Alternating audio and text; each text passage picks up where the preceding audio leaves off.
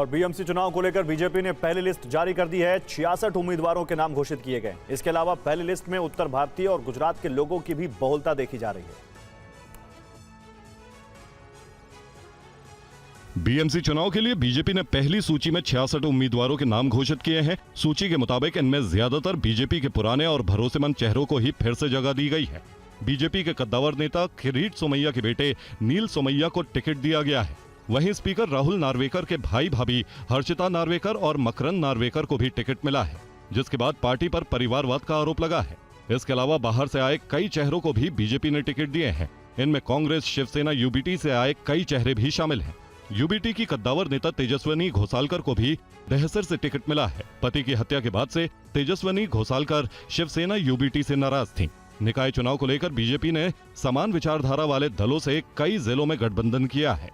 मारने वाला का स्वागत उद्धव ठाकरे करेंगे तो आने वाले चुनाव में हिंदू समाज उद्धव ठाकरे को क्या करेगा देखना आप। पहले से ही उनकी पटरिया साफ है। ये आने वाले चुनाव में गिनने के लिए भी वो बचेंगे। और मुंबई में उद्धव ठाकरे के घर मातोश्री के आगे आज एबी फॉर्म लेने वालों की भारी भीड़ नजर आई। अंजलि और चेतन नाम के दो लोग जिनके माता पिता नगर सेवक रह चुके हैं, वो मातोश्री के बाहर आए और भावुक हो गए। क्यों, देखिए इस रिपोर्ट में। मातोश्री के बाहर यहाँ मीडिया कर्मियों की भीड़ है, एबी फॉर्म लेने के लिए प्रत्याशियों की भीड़ है। इसमें ऐसे भी कई प्रत्याशी हैं जिनके माता पिता नगर सेवक रह चुके हैं, लेकिन उन्हें अब तक एबी फॉर्म नहीं मिला है, जिसका दुख उनके चेहरे पर साफ नजर आ रहा है। आप बताएं, कहाँ से आपकी टिकट की डिमांड है? शिवसेना से। वार्ड क्रमांक 186 से धारा विधानसभा से हमारी डिमांड है। क्या हुआ फिर, क्या बोला आपको अंदर? नहीं, आज शायद कुछ एबी फॉर्म देने वाले, क्योंकि लास्ट का समय आ चुका है, तो हमें ऐसा लगता है कि माजी नगर सेवक राजू सूर्यवंशी, माजी नगर सेविका सुगंधा सूर्यवंशी, इनको श्रद्धांजलि अर्पित करने के लिए अंजलि राजेंद्र सूर्यवंशी जी को उम्मीदवारी दे। तो आप इसमें रो क्यों रहे हैं? रोने का कारण क्या है? रोने का कारण इसके लिए है क्योंकि मेरे मम्मी पापा बहुत काम किए। कभी उन्होंने 1 रुपया 15 मिनट बारिश गिरेगा तो घुटने तलक पानी आता है घर पे, इसका मेरे पास एविडेंस है। और मुंबई में बीएमसी चुनाव से पहले शरद गुट की नेता राखी जाधव बीजेपी में शामिल हो गई हैं और बीजेपी विधायक पराग शाह से मुलाकात के बाद ही राखी ने पार्टी की सदस्यता ग्रहण की। तस्वीरें मुंबई की हैं, जहां बीएमसी चुनाव से पहले शरद पवार को बड़ा झटका लगा है, क्योंकि उनकी पार्टी की मुंबई अध्यक्ष राखी जाधव आज बीजेपी में शामिल हो गईं। विधायक पराग शाह ने उनका बीजेपी में स्वागत किया। माना जा रहा है कि पराग शाह से हुई चर्चा के बाद राखी जाधव ने बीजेपी की नीतियों और नेतृत्व पर भरोसा जताया और पार्टी की सदस्यता ग्रहण की। जाधव के बीजेपी में शामिल होने से मुंबई की सियासत में हलचल तेज हो गई है। एनसीपी के 2 ग्रुप में बंटने के बाद भी राखी जाधव ने शरद पवार की पार्टी के साथ रहने का फैसला किया था। हालांकि सीटों के बंटवारे को लेकर नाराजगी के बाद राखी जाधव ने शरद पवार का साथ छोड़ दिया है। बीजेपी नेताओं ने भी राखी जाधव का स्वागत करते हुए कहा कि उनके आने से पार्टी को संगठनात्मक मजबूती मिलेगी। उनके इस कदम से मुंबई की सियासत में हलचल तेज हो गई है। सूत्रों की माने तो राखी जाधव को बीजेपी घाटकोपर से टिकट दे सकती है। ये भी कहा जा रहा है कि बीएमसी चुनाव से पहले राखी जाधव के पार्टी ज्वाइन करने से बीजेपी कार्यकर्ता नाराज हो सकते हैं।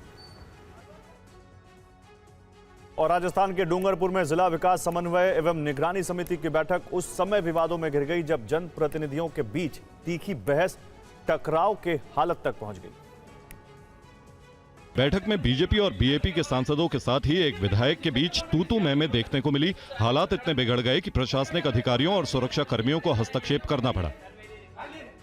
दरअसल जिला परिषद के ईडीपी सभागार में आयोजित दिशा की बैठक की शुरुआत में ही बांसवाड़ा से बीएपी सांसद राजकुमार रोत ने एजेंडे से इतर राज्य सरकार से जुड़े मुद्दे उठाए। इस पर उदयपुर से बीजेपी सांसद मन्नालाल रावत ने आपत्ति जताई और कहा कि दिशा की बैठक केंद्र सरकार की योजनाओं की समीक्षा के लिए होती है। इसी बात को लेकर दोनों सांसदों के बीच बहस शुरू हो गई। बहस बढ़ने के साथ ही माहौल तनावपूर्ण हो गया। सांसद रोत ने कहा कि बैठक की अध्यक्षता उनके पास है और जनहित से जुड़े किसी भी विषय पर चर्चा की जा सकती है। उन्होंने आरोप लगाया कि मन्नालाल रावत बैठक का माहौल बिगाड़ने आए हैं और जिले के विकास में रुचि नहीं रखते। और उत्तराखंड के मुख्यमंत्री पुष्कर सिंह धामी ने देहरादून में मारे गए त्रिपुरा के छात्र एंजल चकमा के परिवार से बात की। सीएम ने एंजल की हत्या में शामिल दोषियों को सख्त सजा दिलाए जाने का भरोसा दिलाया। जो भी लोग इसके दोषी हैं उनको हम लोग कड़ी से कड़ी सज़ा दिलाएंगे। यहाँ मैंने उनसे भी बात किया था, हमारे जो मुख्यमंत्री जी हैं डॉक्टर मानिक साह जी से भी परसों मेरा बात हुआ था, उनका भी फ़ोन आया था, और माननीय गृह मंत्री जी का, रक्षा मंत्री जी, सभी लोगों ने बात किया है मुझे, है ना। तो हम लोग बात कर रहे हैं इसमें, तो हम इसमें पूरी कार्रवाई करवाएंगे। अरुण जी, ऐसा यहाँ पर कोई भी माहौल नहीं है, और हम लोग इस पर जो है खुद भी, यहाँ पर मैं खुद भी देखूंगा, इस तरीके का यहाँ पर कुछ नहीं होता। यहाँ पर तो बहुत पूरे देश भर के बच्चे हैं, मतलब मुझे लगता है कि कई लाखों बच्चे बाहर के आते हैं यहाँ पढ़ने के लिए, सभी जगह के ना, और हर जगह का अच्छा इंस्टीट्यूशन यहाँ पर है, सब कुछ है। और ये जो है ये दुर्भाग्यपूर्ण है बहुत यार, हम लोगों के लिए भी बड़ा कष्ट है, बहुत कष्ट है ना, और सच में बहुत कष्ट है। मतलब मैं समझ सकता हूँ, क्योंकि बच्चों का इस प्रकार से होना और एक माता पिता के लिए क्या कष्ट होता है, मैं इसको महसूस कर रहा हूँ आपका। एंजल चकमा की हत्या पर राहुल गांधी का पोस्ट। बड़ी खबर आपको बता दें, नफरत रातों रात नहीं पैदा होती।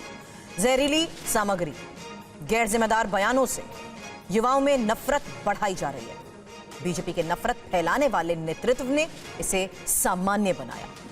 भारत सम्मान और एकता के आधार पर बना है, डर और गाली पर नहीं। हम प्रेम और विविधता वाले देश हैं।